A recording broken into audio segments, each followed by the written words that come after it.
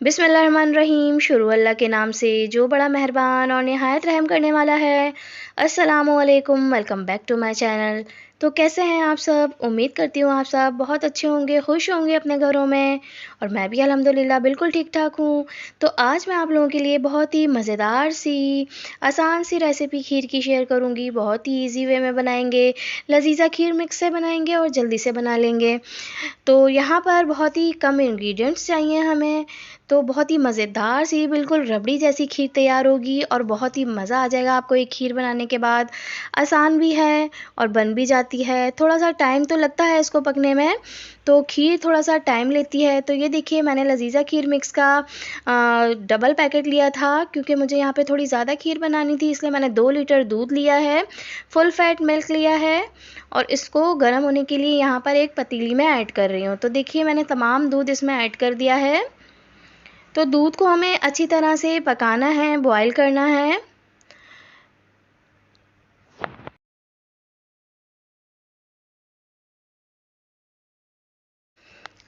तो ये देखिए, दूध में बॉईल आता जा रहा था और मैं मुस्तकिल चम्मच चलाती जा रही हूँ। अब यहाँ पर खीर मिक्स ऐड करूँगी। तो ये देखिए, इस तरह से ये खीर मिक्स होता है अंदर से, और ये एक पैकेट अभी मैंने इसमें ऐड करना शुरू कर दिया है। तो जब मैंने इसमें पैकेट ऐड किया तो मैं चम्मच हाथ के हाथ चलाती भी जाऊँगी और इसमें ऐड करती जाऊँगी। तो ये देखिए, तमाम खीर मिक्स मैंने इसमें एक साशे अभी डाल दिया है। अब दूसरा पैकेट भी मैं इसमें ऐड करूँगी। तो ये देखिए, मुस्तकिल चम्मच चलाते रहना है। इसमें तमाम चीज़ें मौजूद होती हैं, बादाम, पिस्ते, चीनी, हर चीज़ होती है इसमें, तो इसलिए चीनी वगैरह कुछ भी ऐड करने की इसमें ज़रूरत नहीं होती। अब दूसरा पैकेट भी मैंने इसमें ऐड कर दिया है। तो ये बहुत ही ईज़ी वे होता है, मज़ेदार सी खीर तैयार हो जाती है घर में, बहुत ही ईज़ी और कम अज्जा के साथ। तो ये देखिए, मैं इसको मिक्स करती जा रही हूँ।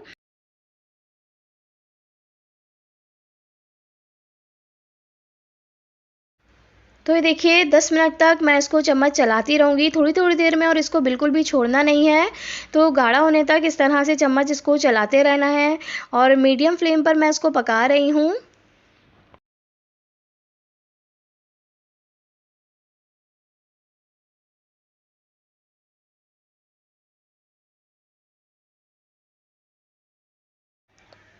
तो ये देखिए, 10 मिनट पकाने के बाद अब मैंने क्या किया, यहाँ पर तकरीबन 1 कप मिल्क पाउडर ले लिया था और इसमें ऐड करना शुरू कर दिया है। तो ये देखिए, तमाम मिल्क पाउडर मैंने इसमें डाल दिया है, और मिल्क पाउडर को इस तरह से डालना है, बिल्कुल मिक्स नहीं होना चाहिए। तो इस तरह से मिल्क पाउडर थोड़ा-सा, ये देखिए, यहाँ पर आपको दिख रहा होगा खोए की फ़ॉर्म में, यहाँ पर थोड़ा-सा इसमें नज़र आ रहा है। इस तरह से नज़र आना चाहिए, ये बहुत ही अच्छा लगता है। तो इसमें जब पक जाता है, ये बहुत ही अच्छा खोए जैसा इसका बिल्कुल लुक आता है, और ये बहुत ही, इसका फ्लेवर भी बहुत अच्छा हो जाता है। अभी मैं इसको थोड़ा और पकाऊँगी गाढ़ा होने तक। खीर में अभी थोड़ा-सा टाइम है, तो मुस्तकिल चम्मच चलाते रहना है, हमें इसको छोड़ना नहीं है।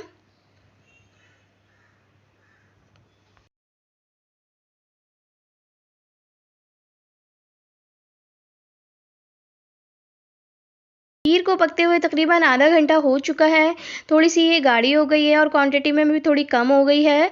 तो इसको गाढ़ा होना बहुत ज़रूरी है, बहुत ही अच्छा फ्लेवर आता है। ज़रूर से इसको टाइम दीजिएगा और मुस्तकिल चम्मच भी चलाते रहिएगा। तो यहाँ पर देखिए, खीर बहुत अच्छी-सी गाढ़ी हो गई है।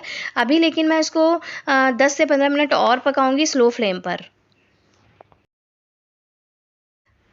तो ये देखिए, खीर आहिस्ता-आहिस्ता गाढ़ी भी होना शुरू हो गई है और ये बबल्स आ रहे हैं, इट मीन्स कि ये पक गई है। अभी इसको मैं 3 से 4 मिनट के लिए और पकाऊँगी, ताकि ये अच्छी-सी और गाढ़ी हो जाए। खीर में हमें जितना अच्छा हम पकाते हैं, इसका उतना ही फ्लेवर निकल कर आता है। अगर आप मेरे चैनल पर न्यू हैं और अब तक आपने सब्सक्राइब नहीं किया है, तो सब्सक्राइब कर लीजिए, लाइक कर लीजिए और एक प्यारा-सा कमेंट भी कर दीजिए। तो ये देखिए, मज़ेदार सी गाढ़ी-गाढ़ी सी खीर बिल्कुल तैयार है, बहुत ही कम अज़्ज़ा के साथ घर में आसानी से तैयार हो जाती है। मीठा आप इस पॉइंट पे चेक कर सकते हैं, अगर आपको कम लगे तो आप थोड़ा ऐड करके थोड़ी देर और पका सकते हैं। तो यहाँ पर खीर बिल्कुल परफेक्ट बनी थी, मीठा भी बिल्कुल सही था। तो अब यहाँ पर मैं इसको डिश आउट करूँगी। तो ये देखिए, मैंने इसको डिश आउट कर दिया है, बहुत ही मज़ेदार सी।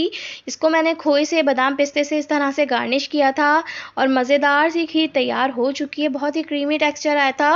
ठंडा होने के बाद ये और गाढ़ी हो गई थी। तो ये देखिए, किस कदर मज़ेदार सी रबड़ी खीर का फ्लेवर आ रहा था बिल्कुल। ये ठंडी होने के बाद और मज़े की हो जाएगी। तो ज़रूर ट्राई कीजिएगा और मुझे फ़ीडबैक दीजिएगा ये कैसी बनी थी। तो चलती हूँ, फिर हाज़िर होंगी कोई अच्छी सी, आसान सी, झटपट सी रेसिपी के साथ। जब तक के लिए दुआओं में याद रखिएगा। Thanks for watching. अल्लाह हाफ़िज़।